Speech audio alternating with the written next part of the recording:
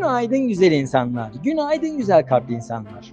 Hayattan Notlar köşemizin bugünkü konusu sadece 21 gün deniyor. Arkadaşlar hep duyarsınız, bir şeyle ilgili motivasyonla başlarsınız ama 3 gün sürer, motivasyonun sonra kırılır. Ama eğer bir irade gösterirseniz 21 gün, ki bu bazen 2x21, bazen 3x21 gün olur, işte o zaman alışkanlığa döner. İşte o 21 gün çok önemli bir eşiktir ve bununla ilgili size harika bir video paylaşıyorum arkadaşlar. Hayatınızı anında değiştirebilecek 10 alışkanlık sadece 21 gün deneyerek sizi bu keyifli videoyla baş başa bırakıyorum. Bugün size ışıl ışıl, pırıl pırıl, apaydınlık ve kendinizi daha iyi seviyeye getirecek doğru alışkanlıklar kazanmaya başlayacağınız harika bir gün diliyorum.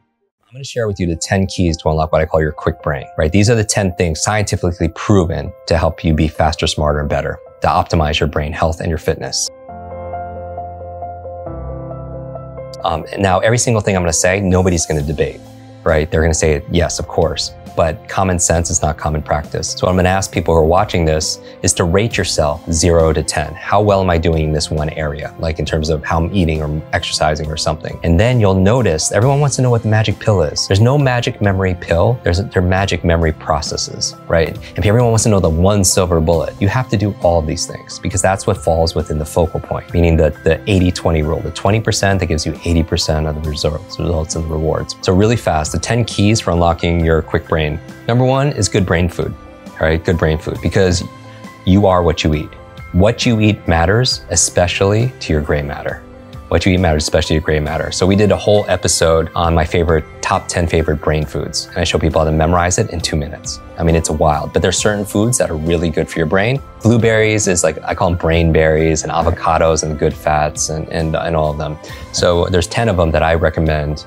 And so they're really excellent. They're very neuroprotective and such, including dark chocolate. So dark chocolate is good. What's good for your mood is generally good for your mind. But so a good brain diet is number one. So just rate yourself on a scale of 0 to 10. How good is your diet? All right, number two is killing ants, automatic negative thoughts, your self-talk. And people get so addicted to these things like, complaining and whatever you're rehearsing, you're literally rewiring your brain to get more of that. It's not law of attraction. There's a law of action that's going on, that makes it, because all behavior is belief driven. And so you're wiring your brains to be really rehearsing those things. That's why they say a fearful person dies 1,000 times, like a coward dies 1,000 times in their mind. A brave person dies just once. Because every time you're rehearsing, oh, I'm scared of public speaking, you do it over and over again. Not only do you get the fear of it every single time, because your imagination, your mind doesn't know the difference between something you vividly imagine and something that's real. If you were to put on a brain sensing device, the same parts of your brain that would light up if a dog walked in, you see what parts of your brain lights up. And if you imagine that dog walking in, the same exact parts of your brain will light up. So the mind doesn't know the difference. It's the most powerful tool you have is your imagination. But going back to the power of killing ants, our thoughts are things, and it's activating our imagination. So don't do it to rehearse your fears and the things that are negative, right? Only have thoughts of things that you want to really happen. So the third thing, exercise. Number 4, brain nutrients. And this is a subject that comes up because, a lot of people travel, they have fast food lifestyles, and maybe they're lacking in certain supplements. Number 5, we know who you spend time with is who you become. Literally, you have mirror neurons, and your mirror neurons in your nervous system is when you could watch a sport or watch a movie and you could feel what they feel. Who you spend time with is who you become because you're imitating their habits, their behaviors, their thought patterns, and everything. That's why they say you're the average of the 5 people you spend the most time with, right? If you're around 9 broke people, you're gonna be the 10. It's not just your biological networks or your neurological networks. Analyze your social networks. 6th thing for your brain, clean environment.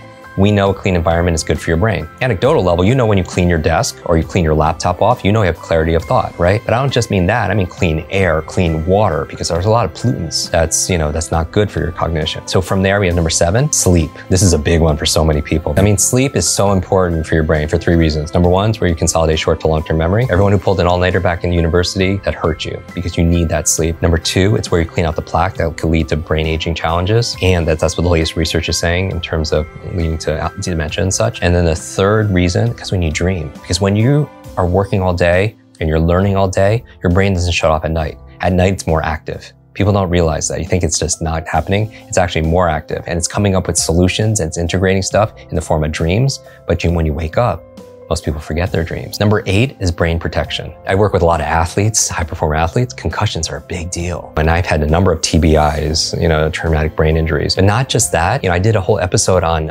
electromagnetic fields. And I read recently that 90% of kids sleep with their phones underneath their pillows. And then finally, 9 and 10, ninth key to keeping your brain alive is new learnings. Neuroplasticity is saying you could create new connections, meaning that Einstein's brain wasn't bigger than any of ours. In fact, it was smaller, but parts of his brain were very highly connected because he would do these theta state brain thought experiments. Every single time you have a new thought, you may create new connections, right? And so the way to improve neurogenesis, neuroplasticity, 2 things, novelty and nutrition.